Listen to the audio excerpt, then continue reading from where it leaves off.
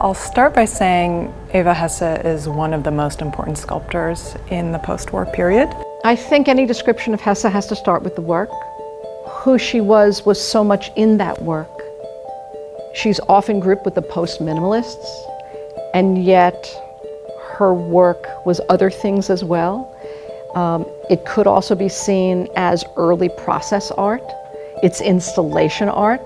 She was an extraordinary draftsman. She was a writer.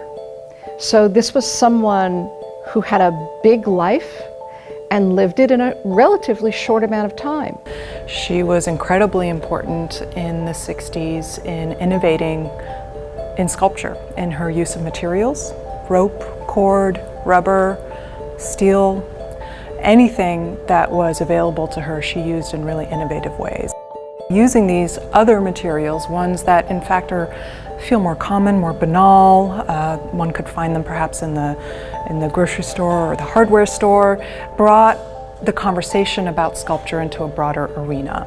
And to a certain extent also brought the conversation about sculpture more in relationship to the body, the kind of softness of the materials that she used, the idea of gravity. To me, very much evokes a kind of fragility of both the human psyche but also the human body.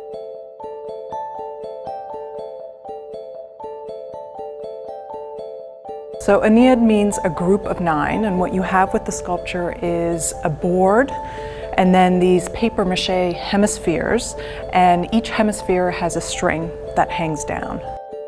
These cords that hang from each one of those hemispheres hang to the floor in a tangle and are affixed to the wall that's perpendicular to where the board is hanging, so that the corner of the gallery becomes part of the work itself.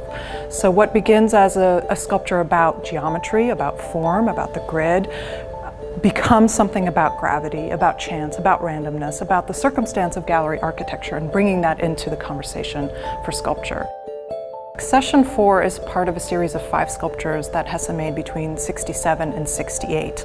They are all cubes of varying sizes, a kind of steel cube structure that she then interweaves with rubber tubing. And this is really her using the primary form of minimalism, the cube, and infusing it with this other material, the rubber, which is soft. So if you look into the box, you see the whole interior is lined with this rubber tubing. It's very pliant. It has the opposite kind of effect. It feels very organic. It feels very bodily to the outside structure, which is metal and is this kind of cube grid.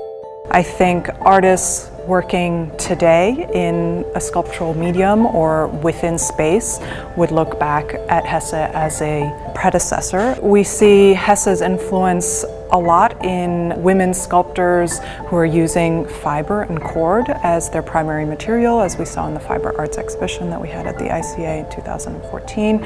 A number of those artists there were influenced by Hesse in their material choices. And the work that she did was so unique and also groundbreaking in terms of its use of materials and the way she used these industrial materials, that the legacy of that work is still being felt today.